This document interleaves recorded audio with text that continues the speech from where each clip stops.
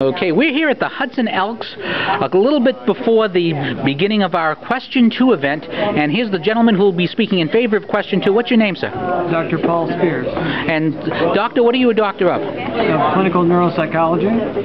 All right, and why Question 2? Because it's a question of choice. It's a matter of patient choice, and choice is something that's very important to me since I found myself in a wheelchair. How long have you been in a wheelchair? 17 years now. May I ask the cause, or would that be too personal? No, I fell off a horse just like Christopher Reeve did. You don't hear, that's until Christopher Reeve heard that, you didn't really hear a lot of that as a cause for. Yeah, there are not a lot of paralyzing horseback injuries, but that's only because a lot of people don't ride. No, it's not. Accidents are accidents. That's the way. That's true. I mean, 150 years ago, it might have been as common as a car accident. Who knows? Now, there's only a few states that allow physician-assisted suicide. What are the controls that are going to be in place if Question 2 is allowed? Well, first of all, let me tell you, it's not suicide. It's physician-assisted dying.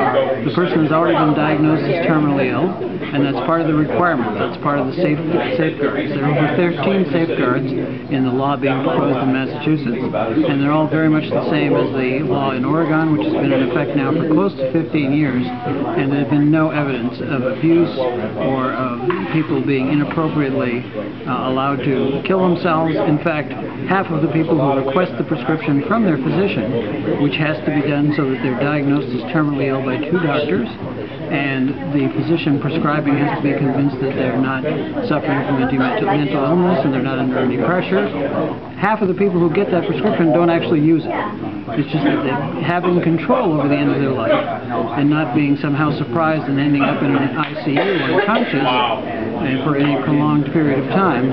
It's a choice that the person wants to make. Now, would physicians under this law would this be a voluntary move by physicians? Would physicians be so there's no requirement? Now, what kind of pushback have you seen against this law so far? Well, most of the pushback comes from the Catholic Church, from religious organizations, and I'm a Roman Catholic, so I'm not speaking out of pew, so to speak. And the group that opposes this here in Massachusetts, Physicians Against Assisted Suicide, is in fact being bankrolled by some very right-wing fundamentalist organizations. So much so that they had to send back $150,000 of the money that they were given. So this is an agenda that has nothing to do, the opposition's agenda has nothing to do with the people of Massachusetts. That's why we're leading in polls by 64% in favor. Now, where can people find out more information about your organization? There is a website, dignity2012.org, and they can find out any information.